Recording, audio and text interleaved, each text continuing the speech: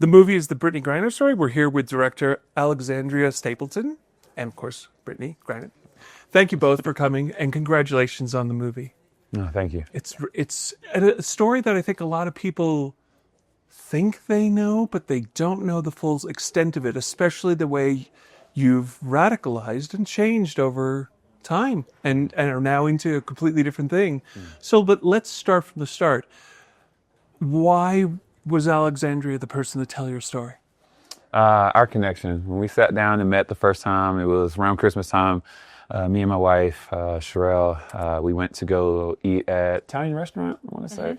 And it wasn't like a pitch, or it wasn't like, it just felt natural. Like we ended up talking about a range of other things besides, just my detainment and the story, which was nice, like to come into it and not to get to know me. And by doing that, we learned that we're actually, I'm pretty sure we're related, cousins somewhere from the same family from the same town. The person you want to make it, right? So this was perfect. Like it just came. I wanted to talk. Like I was ready to start talking about it right then, and that let me know and my wife, this was the perfect fit.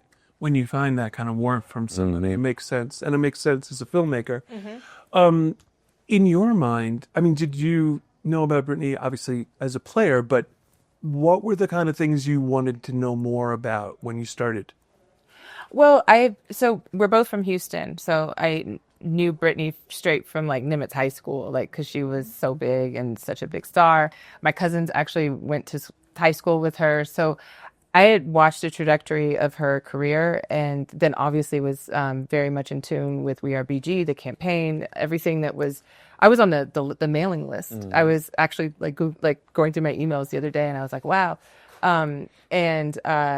So I felt like there was a space to obviously tell a bigger geopolitical story on a macro level. I thought that there needed to be more context about what actually happened to BG, why she was in Russia, the fact that this is her 7th year playing there, just all of the details about her story. And then I thought that it would be really important to weave in the story of her career, not every single moment, because it's definitely not it's not all on the court, but to understand, her, the drive, to kind of parallel path, how she survived by sharing her backstory with you, her parents, her father, the stamina that she has as a high caliber athlete.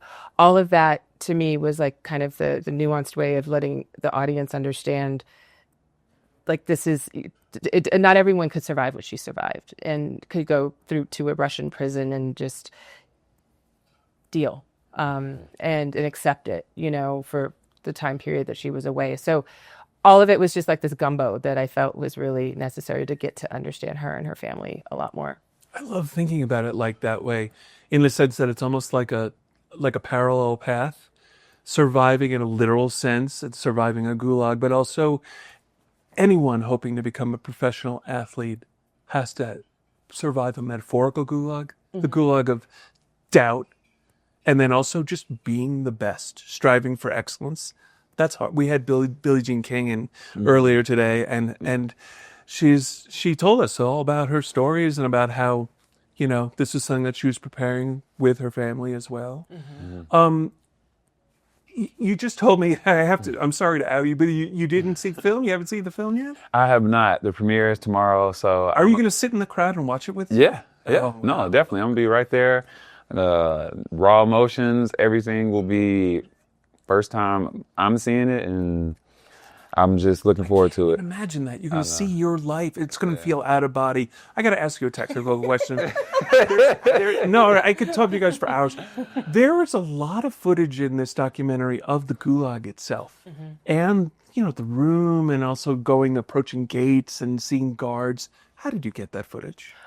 Just through various news sources, a lot of the kind of stuff without BG in it is news sources. It's actually really difficult to get footage for obvious reasons, and legally, we were we didn't want to present oh, here's the prison, and it's like another prison to make it look that makes it look a lot worse, right? So you're seeing authentic images, and then it's really crazy and pretty strange. I mean, BG can talk more about it, but when she knew she was going to get released, they had her do a little like press tour with all of the state, like to go through every. But you should talk about that. But that's where when you see her in the uniform, that's what that's from.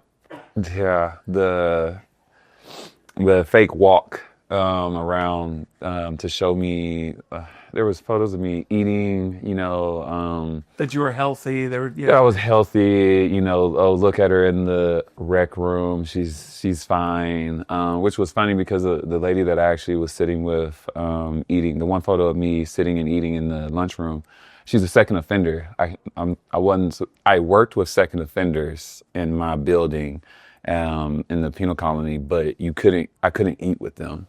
So it was just strange that they chose me to sit with her as if only two people sit at a table when it's not like that at all. Like you're crammed in. It's very much, yeah. The way you describe it in the film is like three people in a tiny room, and just I can't even imagine going through that. And also someone so tall as yourself. Yeah, it was a pain. It was definitely hard. Being transferred was probably. I mean, you can't say one was harder than the other, but it was pretty challenging because where the detention center was and where my court was, about a 2-hour, depending on traffic. And I mean, I'm little truck, handcuffed. All the women are in there. The men are in the other cells, like right next to us. And the door is like jammed onto my knees. Like I'm up like that. So it was tough. It was tough. I'm very sorry you went through that. I think you have a real coup in this film, and that there's an interview with Joe Biden. I would add a very thoughtful interview with Joe Biden. First of all, what was that approach like? And is he kind of one of the heroes of this story? I think he would be the first to not call himself the hero of the story. My hero. Really? My hero, for sure. You felt a sense of hope when he stepped into the situation? Yeah, of course.